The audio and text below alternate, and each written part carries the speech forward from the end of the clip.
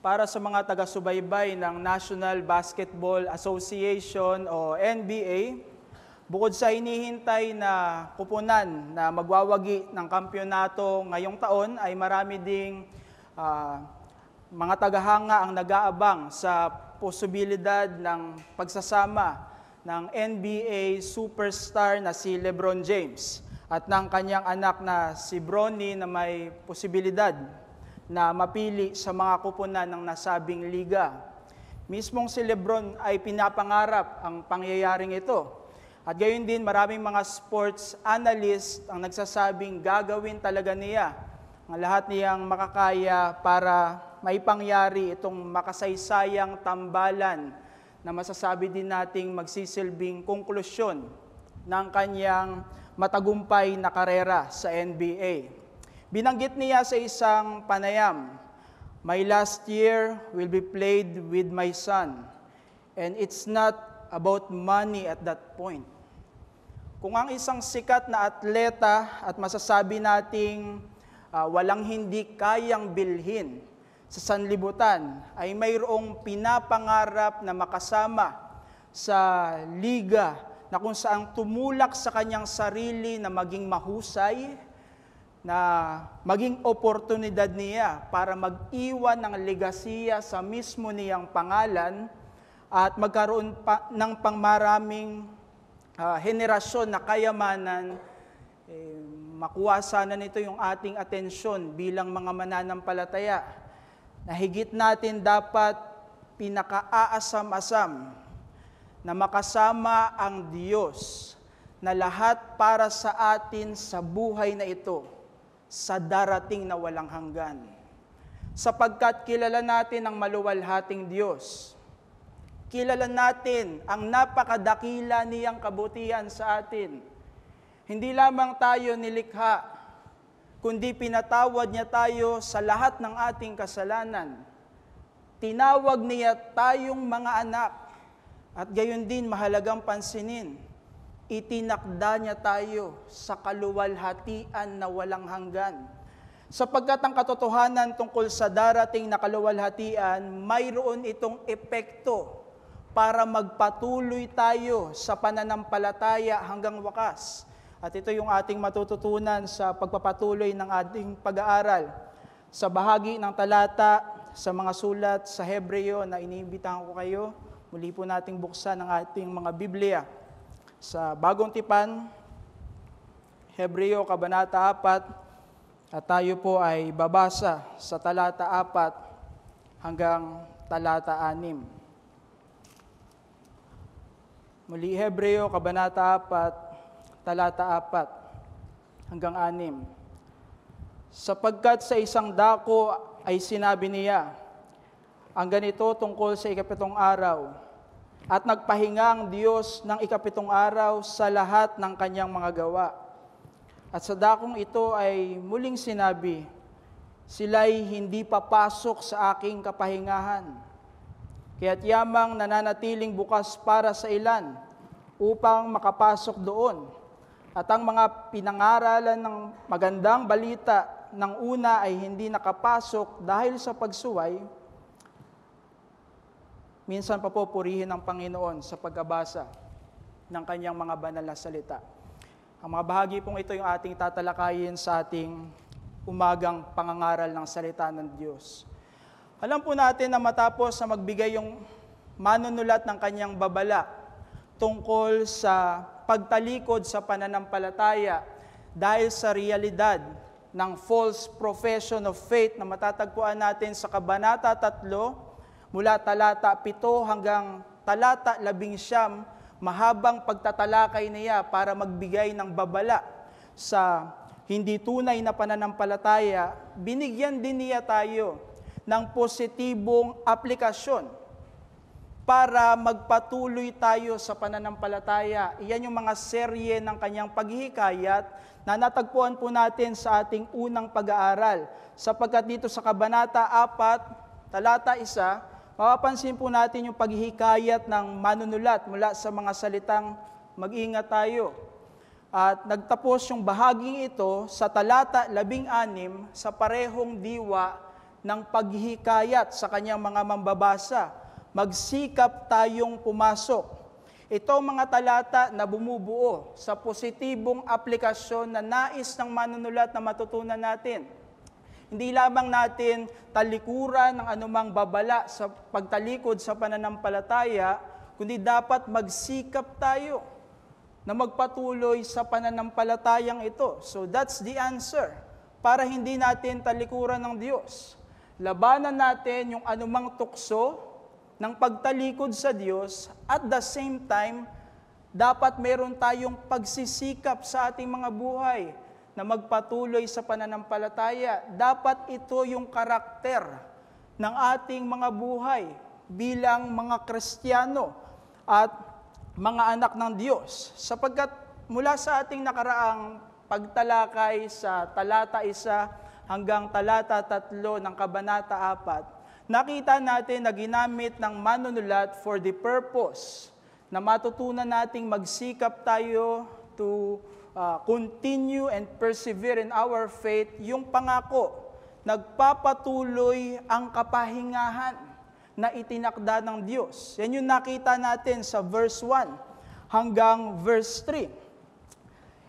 Ito ay katotohanan na nagpapatuloy hanggang sa kasulukuyan upang ang mga Kristiyano ay hindi dapat kakitaan ng anumang ebidensya ng hindi tunay na pananampalataya na naghihiwalay sa atin sa mismong pangakong ito na itinakda ng Diyos.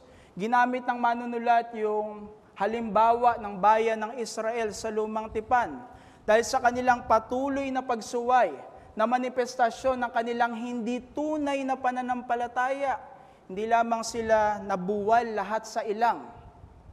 Hindi sila nakapasok sa lupang pangako, kundi lalong higit, hindi sila kabilang sa ipinangakong kapahingahan ng Diyos. Kaya there is this warning na anumang ebidensya ng hindi tunay na pananampalataya ay dapat hindi makita sa atin bilang mga taong nagpapahayag ng mga anak ng Diyos. Kaya ang ganitong katotohanan ay dapat magpaalala sa atin na magpatuloy tayo sa pananampalataya from that promise na natutunan natin sa verse 1 hanggang verse 3. Subalit hindi natapos doon yung manunulat. Kanyang pinaliwanag yung pangakong kapahingahan na kanyang sinabi. At kabilang dito yung talata na ating nabasa. Sapagkat mula dito sa talata 4, yung termino na kanyang ginamit na sinasabi niya ay nasa pagkakaayos sa orihinal na ginagamit para ipaliwanag ang binibigyang diin na nilalaman ng isang kapahayagan. That's the specific term na matatagpuan natin sa verse 4 from the words sinabi niya.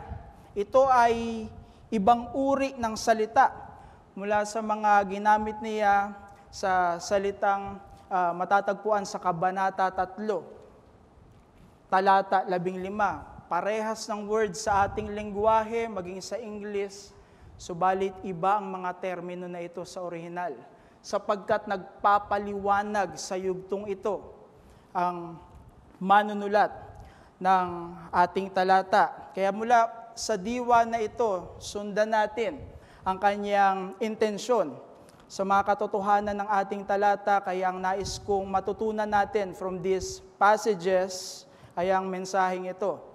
Ang buong sikap na pagpapatuloy sa pananampalataya ay resulta ng umuunlad na kaalaman sa kaluwalhatian na makapiling ang Diyos magpakailanman. Minsan pa, ang buong sikap na pagpapatuloy sa pananampalataya ay resulta ng umuunlad na kaalaman sa kaluwalhatian na makapiling ang Diyos magpakailanman. Kaya nagpapaliwanag yung manunulat tungkol sa binanggit niyang kapahingahan sa mga naunang talata from our preaching passage this morning. Nagbigay siya ng paliwanag patungkol sa kapahingahan na ipinangako ng Diyos sa verse 4 mula sa mga talata na matatagpuan sa Genesis 2, verse 2, tungkol sa ikapitong araw. Ginamit ito ng manunulat para higit niyang paliwanag yung kanyang main text na nasa Psalm 95 tungkol sa pagsuway ng bayan ng Israel. Sapagkat itong katotohanan from the creation account ay magpapaunawa sa atin na hindi nagpahinga yung Diyos sa araw ng paglikha dahil napagod siya o nagkaroon siya ng anumang panghihina. Sa halip, sa orihinal na layunin pa lamang ng paglikha ng Diyos, intensyon niyang makapiling sa walang hanggan ang sangkatauhan. Kung paanong nalugod ang Diyos sa natapos niyang paglikha, intensyon niya na matapos ang lahat niyang mga layunin na makasama ang sangkatauhan. That's the very same purpose na matatagpuan natin kahit sa aklat ng Genesis. At kahit pa bumagsak sa kasalanan ang sanlibutan, hindi po nagapi ang layunin na ito ng Diyos, sapagkat darating yung araw na matatapos ang lahat ng temporal na bagay. Matatapos ang lahat ng mga temporal na gawain at makakasama ng mga tinubos ang Diyos sa walang hanggan. May darating na katuparan, ang kapahingahan na ipinangako ng Diyos. Kaya kahit nakakalapit tayo ngayon sa presensya ng Panginoon, katulad ng binanggit sa atin ng talata 3 ng ating kabanata, mayroong higit na katuparan na makakapiling natin yung presensya na ito ng Diyos sa pangwalang hanggan. Kaya hindi nagsimula yung pangakong kapahingahan na pinahayag ng Diyos sa bayan ng Israel. Sa halip, original itong intensyon ng Diyos para sa sangkatauhan, na kahit pa bumagsak sa kasalanan ng sanlibutan at ang sumpa ng kasalanan ay nararanasan at mayroong patuloy na paglaban sa Diyos sa mga makasalanan, katulad ng nasaksihan natin sa bayan ng Israel sa Lumang Tipan, hindi nagapi ang layunin na ito ng Diyos. Sa halip, kanyang patuloy pang ipinapakita. Kahit sa mga katotohanan tungkol sa pangako sa Lumang Tipan na lupang pangako ng bayan ng Israel.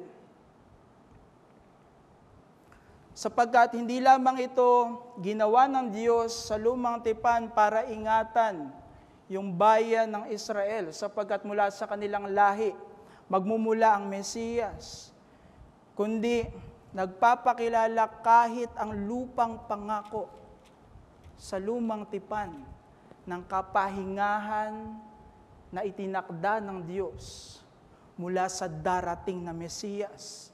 Kaya kung paanong naranasan ng bayan ng Israel yung presensya ng Diyos sa lupang pangako, at tayo bilang mga mananampalataya ng Panginoong Hesukristo, may patikim ang presensya ng Diyos sa atin sa darating na kaluwalhatian, mayroon itong tiyak na kaganapan.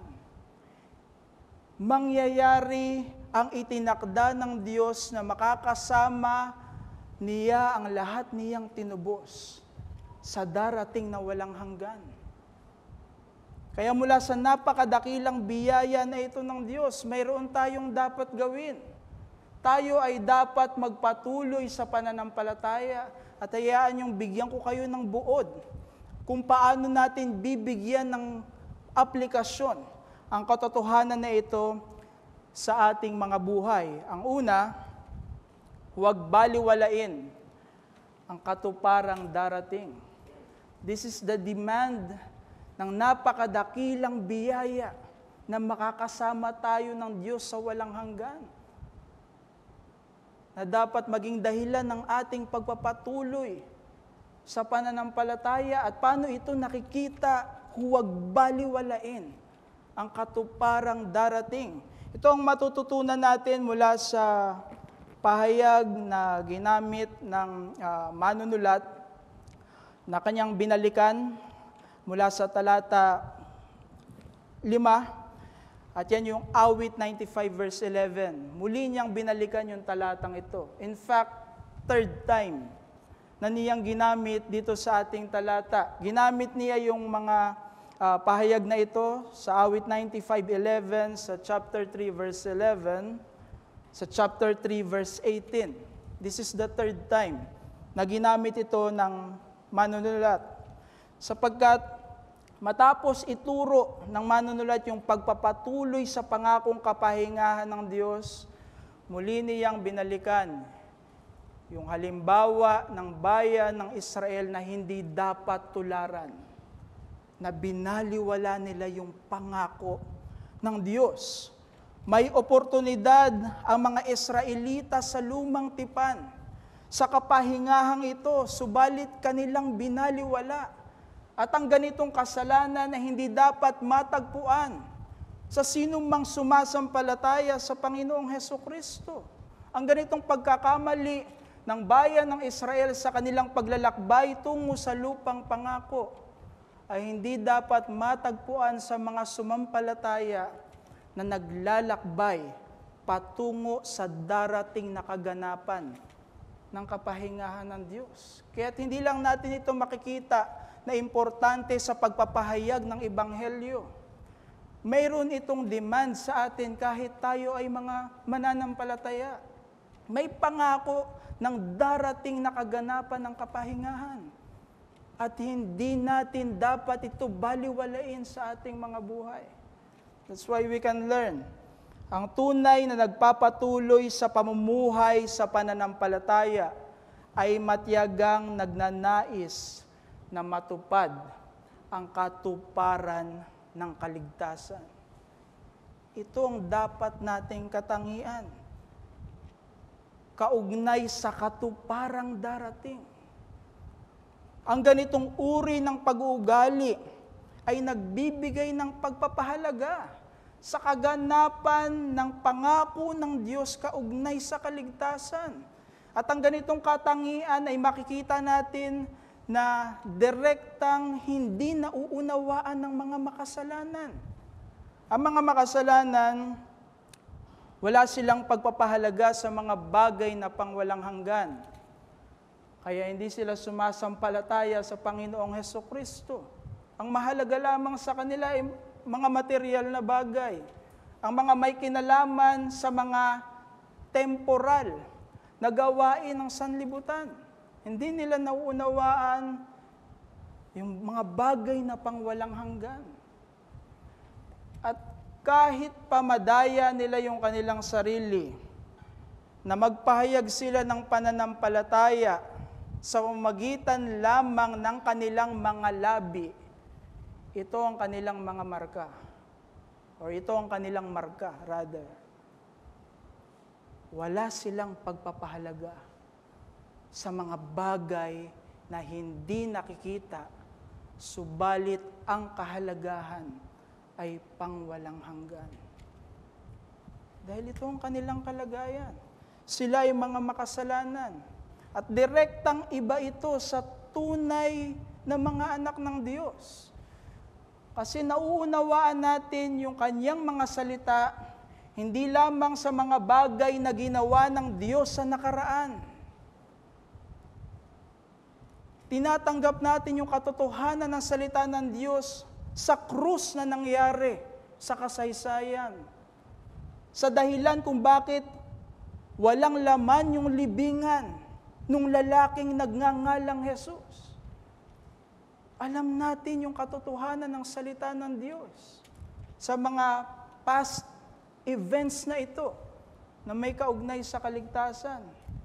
Subalit nauunawaan din natin na may mga bagay na darating. At tiyak ito. Hindi ito ma-frustrate ng kasalanan na namamayani sa kasalukuyan at paglaban ng mga makasalanan dahil mangyayari yung kaganapan ng kaligtasan. Alam natin ito bilang mga Kristiyano. Subalit dahil sa ating nananatiling mga limitasyon, sa ating mga nananatiling mga kahinaan, tayo ay kakaharap sa pagsubok sa aspeto ng matiyagang pagnanais sa darating na kaluwalhatian. Maraming mga halimbawa ito na maaari nating makita sa ating buhay. Katulad ng pagsubok na tumalikod sa Diyos, sa ating nananatiling limitasyon, nararamdaman natin yung mga tuksong ito.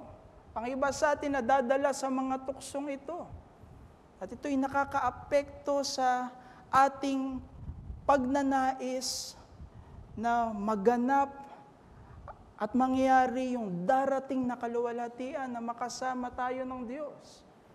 At gayon din tayo kumakaharap sa pang-araw-araw na pangangailangan na dapat nating tugunin. At ang iba sa atin ay nadadala sa tukso na iyon lamang yung pagtuunan nila ng pansin. At hindi ang pagsunod sa kalooban ng Panginoon o luwalhatiin ng Panginoon sa kanilang desire to provide for their needs o ng kanilang pamilya. Kaya napakahalaga sa mga mananampalataya na magabayan na dapat ang kalagayan natin ay nagnanais na mangyari ang kaganapan ng ating kaligtasan because there are challenges sa aspeto nito. At alam natin yung parabola ng mga hasik. Yung mga makasalanan babagsak sa mga challenges na ito. Subalit sa ating nananatiling limitasyon, kahit mga anak tayo ng Diyos, dapat tayong maging mapagbantay sa mga challenges na ito. Ngunit ang ating encouragement, dahil tunay tayong nakakaunawa at tinuturuan ng mga bagay na pangwalang hanggan, katulad ng darating na kaganapan ng kaligtasan, naaapektuhan nito maging yung ating desire. Because we are children of God. Sa larong pampalakasan, yung mga atleta, kapag abot tanaw na nila yung finish line, mayroong epekto ito sa kanila. Higit na lumalakas yung kanilang loob. Na-encourage sila na ibigay yung lakas na nananatili para sa kanila para maabot yung hangganan.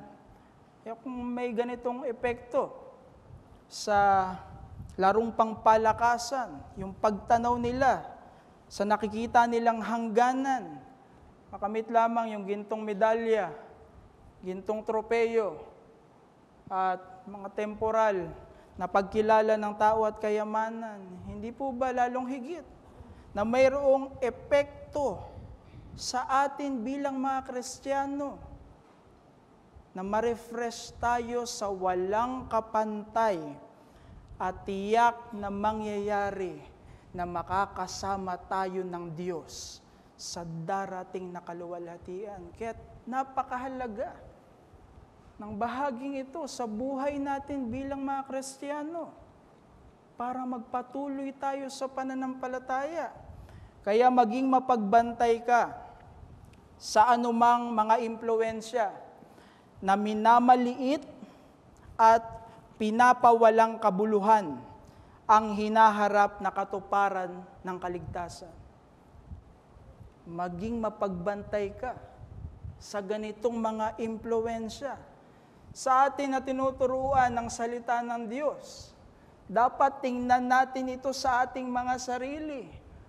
Baka kaya wala tayong intensyon sa pakikinig tungkol sa darating na kaluwalhatian, ay nasa patibong tayo ng ganitong mga impluensya. Kaya malamig yung ating damdamin sa darating na kaluwalhatian. At hindi ito nakakaapekto sa pag-ibig natin sa Panginoon at pagpapatuloy sa pananampalataya. Siyasatin mo ang iyong sarili sa ganitong mga impluwensya dahil laganap yung pang-aalipusta ng sanlibutan na walang kabuluhan sa kanila, yung mga bagay na pangwalang hanggan. Meron tayong biblical na halimbawa diyan. Hindi po ba mismong sa panulat ni Apostle Peter, 2 Peter chapter 3 verse 3, may mga tinawag siyang manlilibak? At ano yung kanilang sinasabi? Ang tagal naman ng pagdating ng Panginoon ninyo. At nangyayari yung ganitong mga banta hanggang sa kasalukuyan.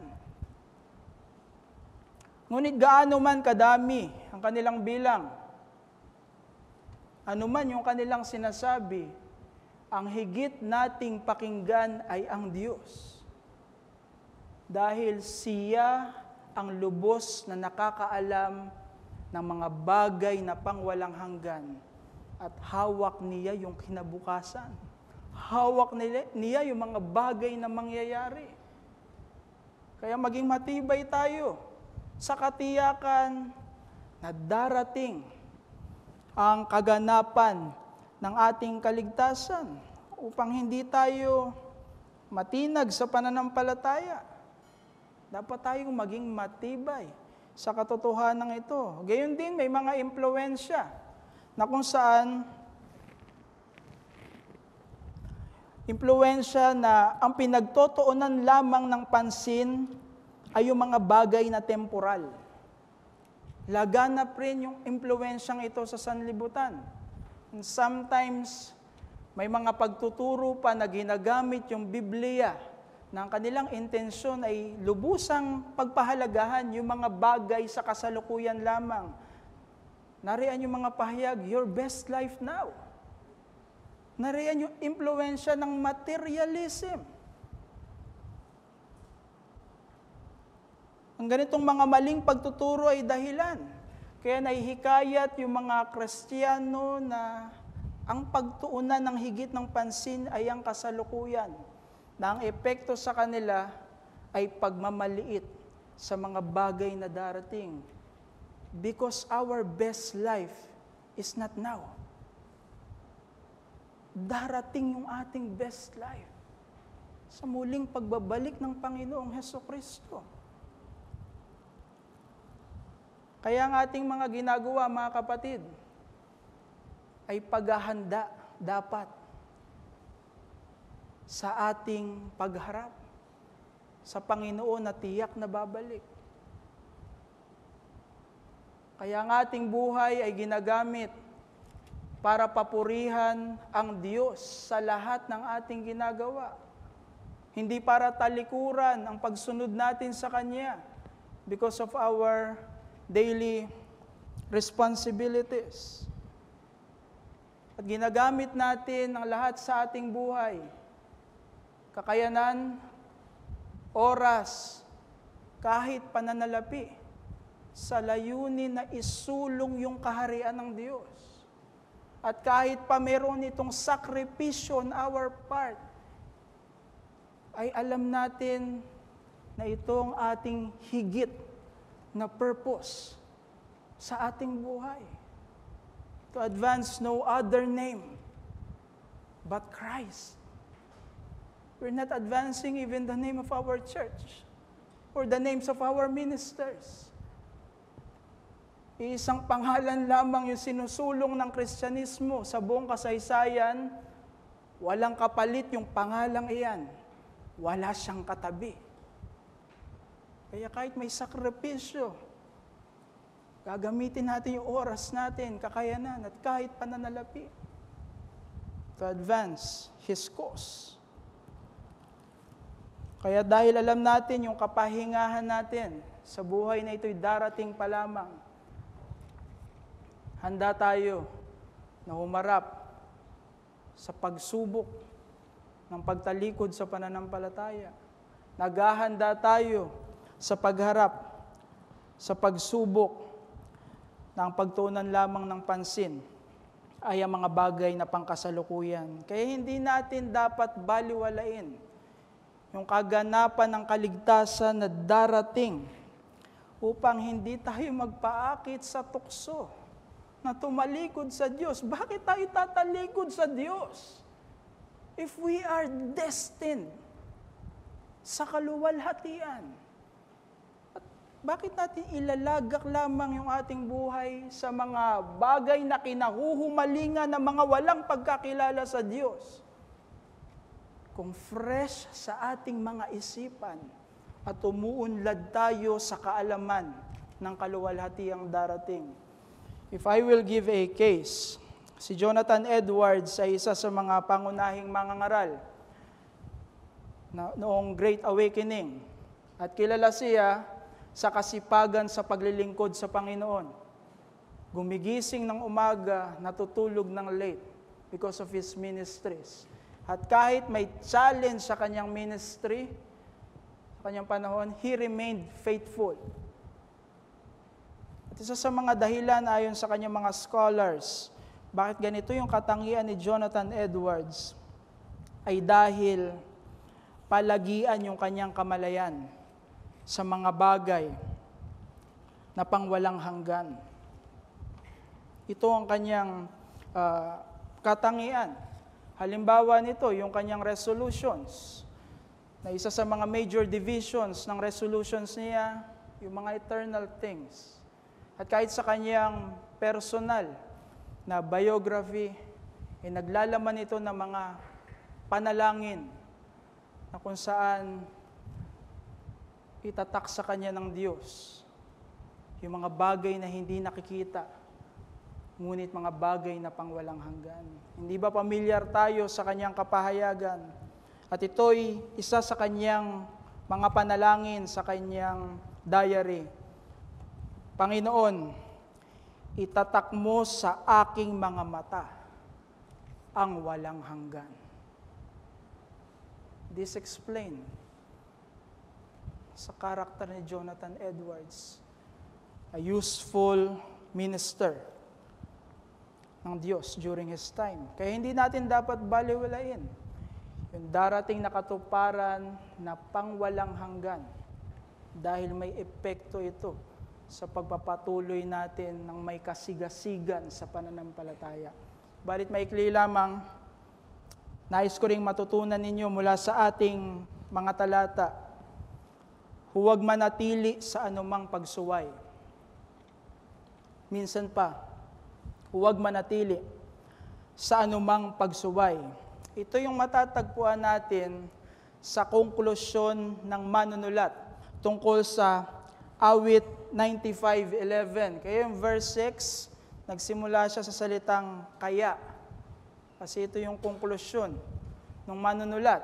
At itinatag niya mula dito yung malinaw na mga katotohanan na nagpapatuloy yung oportunidad ng kapahingahan na mula sa Diyos, ngunit tiyak din na hiwalay sa kapahingahang ito yung bayan ng Israel sa lumang tipan. Yun yung malinaw niyang itinatag sa kanyang mga pagtuturo hanggang sa konklusyon ng ating talata. Kaya itinuro ng manunulat na bagamat nananatili yung oportunidad tungkol sa kapahingahan ng Diyos, yung danger, hindi lamang baliwalain mo ito.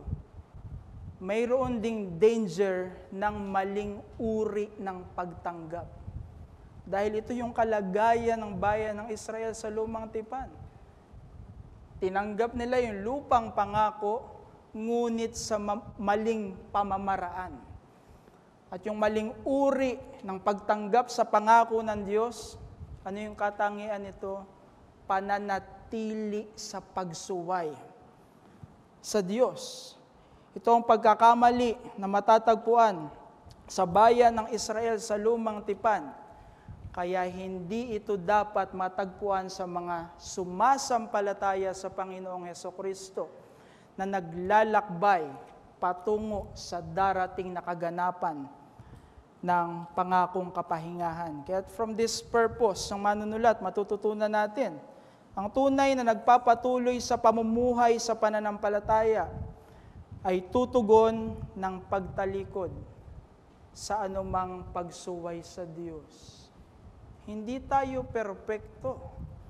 At gayon din, hindi sa atin hinahanap yung kaganapan sa buhay na ito pagdating sa ating pagsunod.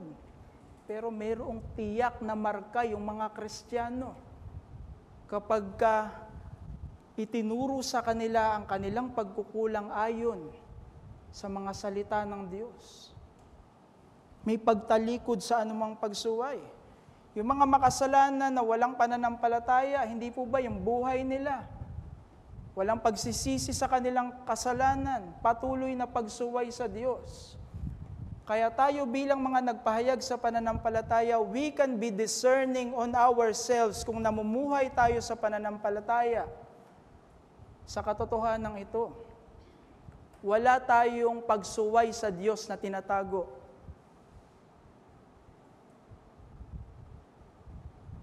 Hindi tayo nagmamatigas sa Diyos. Kapag sinabi ng Kanyang salita, ang ating mga kasalanan, nagsisisi tayo. Yun yung kalagayan ng mga mananampalataya.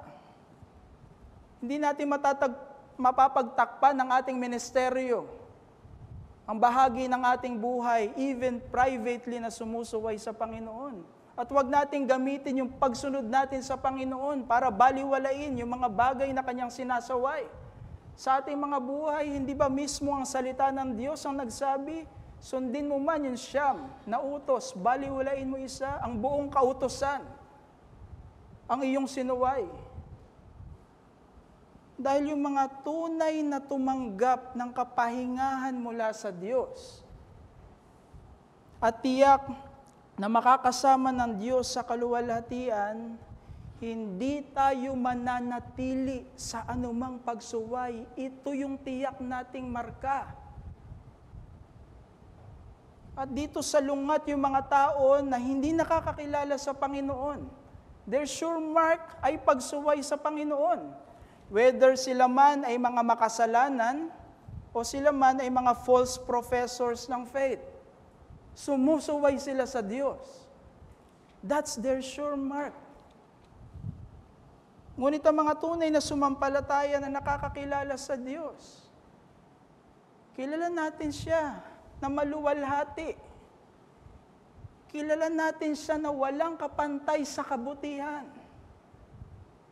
Paano nating susuwayin yung ating Diyos? Paano tayo mananatili sa kasalanan laban sa Kanya? If we understand His glory, if we understand His grace. Kaya yung buhay natin bilang mga Kristiyano, ang prioridad natin sundin ng Diyos. At kapag kinompronta tayo sa ating mga kasalanan mula sa Kanyang salita, we are repenting of our sins.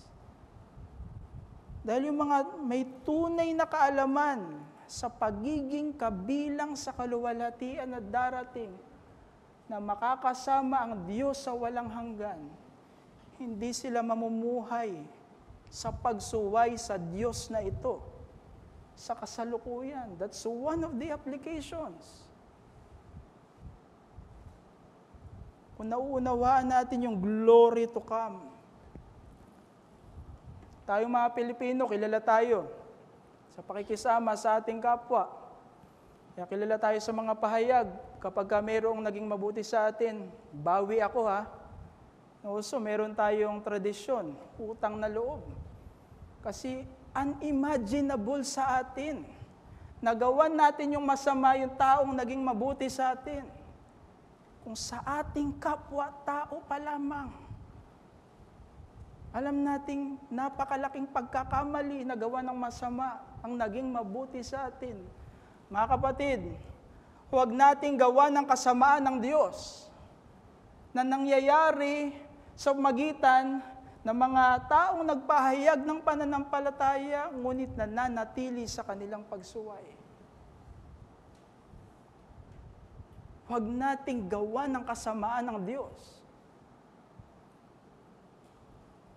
Kaya huwag kang magbigay ng pagdadahilan sa pagkukulang na itinutuwid at kasalanang sinusuway ng salita ng Diyos.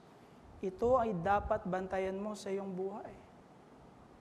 Wala tayo dapat na pagdadahilan. Kapag tinutuwid tayo ng Diyos sa magitan ng kanyang salita, o sinasaway niya yung ating mga kasalanan, kahit ano yung kalagayan natin sa pananampalataya, mahalaga yung paalalang ito.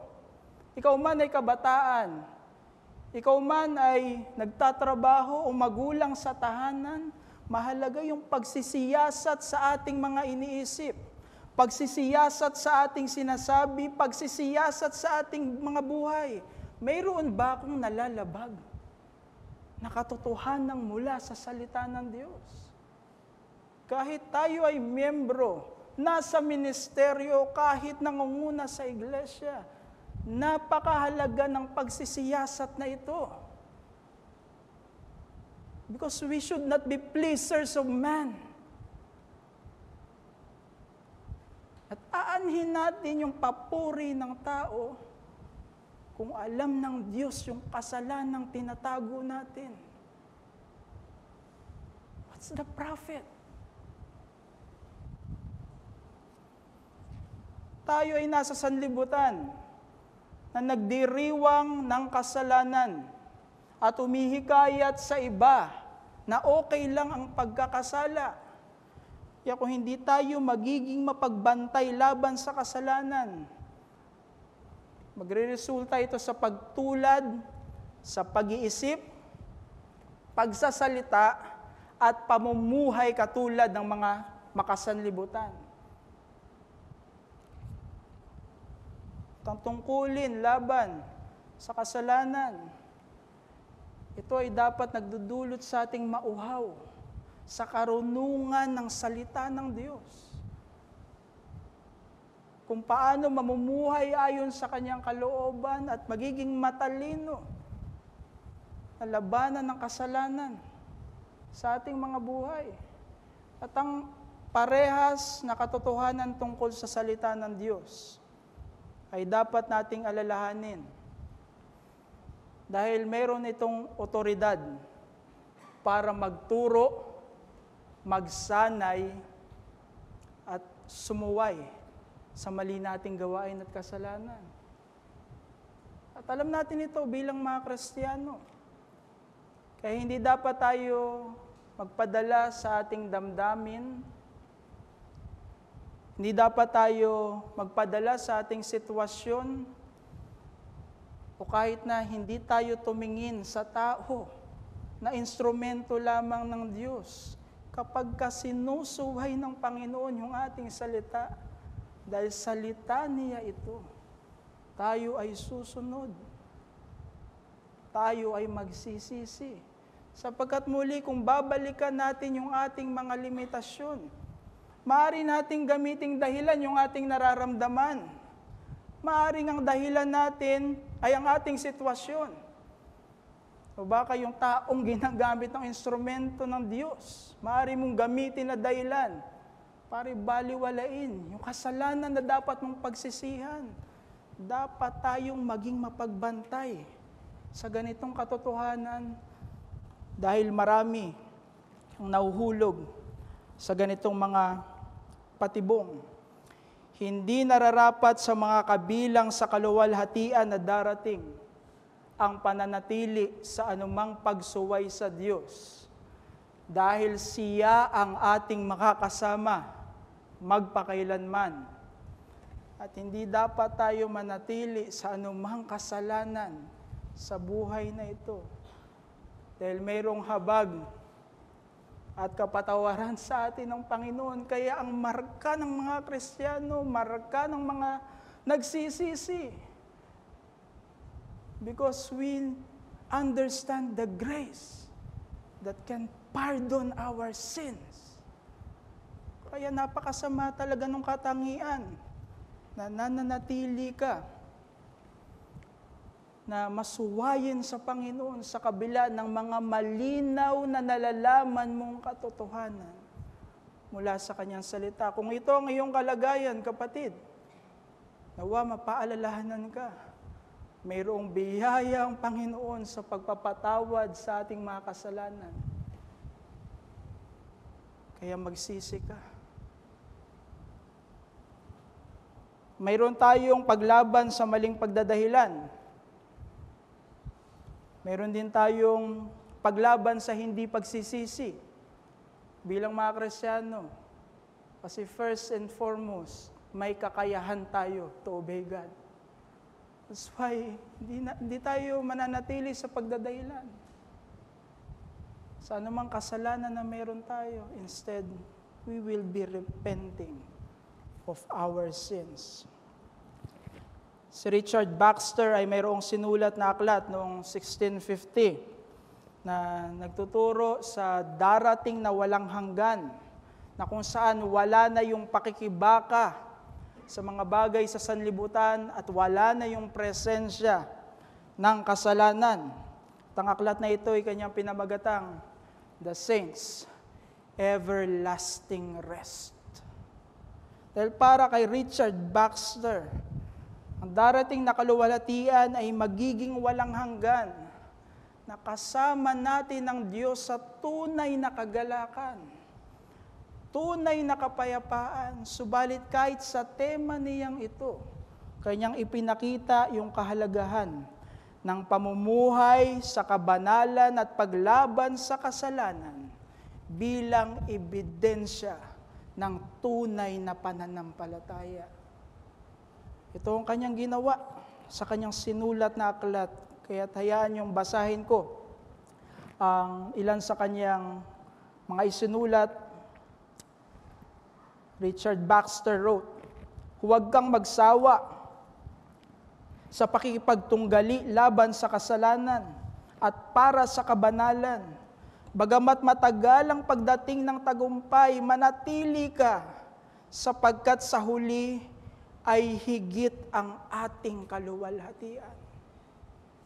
It should be our present application.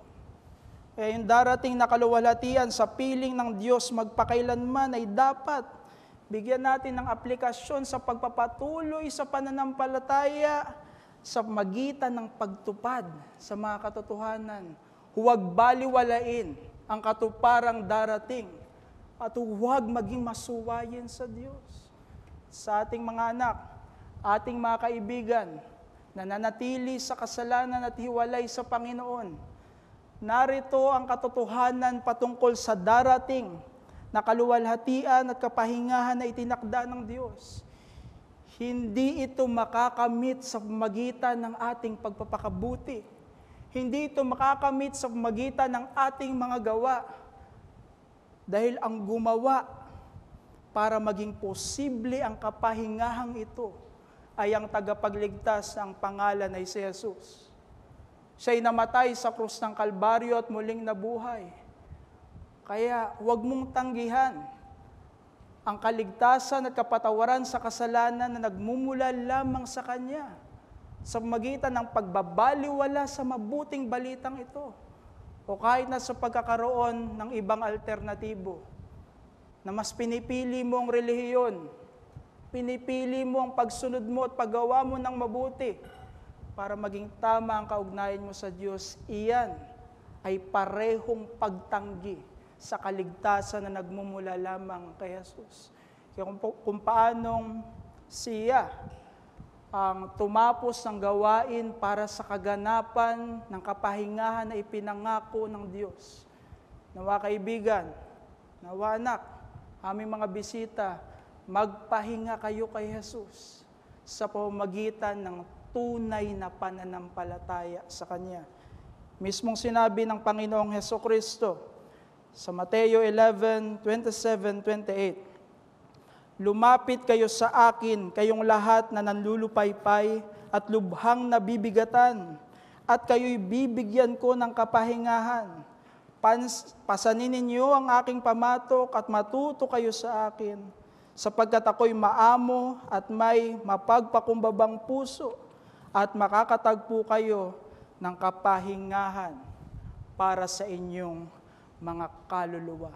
Nawa, huwag mong baliwalain ang napakadakila at walang hanggang biyaya na ito at huwag kang mahulog sa maling uri ng pagtanggap sa pangakong ito. Sa halip ang araw na ito ay maging araw ng iyong kaligtasan. Tayo po'y manalangin. Aming dakila at banal na Diyos, patuloy po kaming nagpupuri sa iyo maging sa mga katotohanan ng iyong salita, sapagkat pinaalala mo sa amin yung kaluwalhatian na darating kahit sa iilan na mga talata pa lamang ng aklat na aming pinag-aaralan, sapagkat tunay nga na may epekto ito upang kami ay encourage at kami ay patuloy na magsikap na magpatuloy sa pananampalataya na minsan po naming ipinahayag. Kaya dalangin po namin na tulungan mo kami na matagpuan sa aming mga buhay na talagang huwag baliwalain yung katuparan ng kapahingahang ito na tiyak na darating at huwag kaming mamuhay sa anumang uri ng pagsuway sa iyo sa kasalukuyan sapagkat ikaw ang makakasama namin sa walang hanggan. Tulungan mo kami, Panginoon, na maging mapagbantay sa anumang impluwensya na pinabababaw o pinapawalang halaga ang mga bagay na pangwalang hanggan. At tulungan mo kami laban sa kahit anumang pagdadahilan sa mga itinutuwid at gayon din sa mga kasalanang sinusuway ng iyong salita, mula sa iyong salita. Kaya dalangin po namin na ang aming pinag-aralan ay makatulong sa aming mga buhay upang kami umunlad sa larawan ng aming Panginoong Hesukristo, sa kanyang katwiran at sa kanyang kabanalan. At dalangin po namin ang sino mang wala pa sa Panginoong Hesukristo, katulad ng kanilang napakinggan, tunay nga na kumilos ka sa kanilang mga buhay at maranasan nilang tunay na pananampalataya para sa kaligtasan na nagpapahinga lamang sa persona at ginawa ng Panginoong Hesukristo bilang tangi mong kaparaanan para sa buhay na walang hanggan. So we commit to you all these things. Ito ang aming panalangin sa pangalan ng Panginoong Hesukristo. Amen.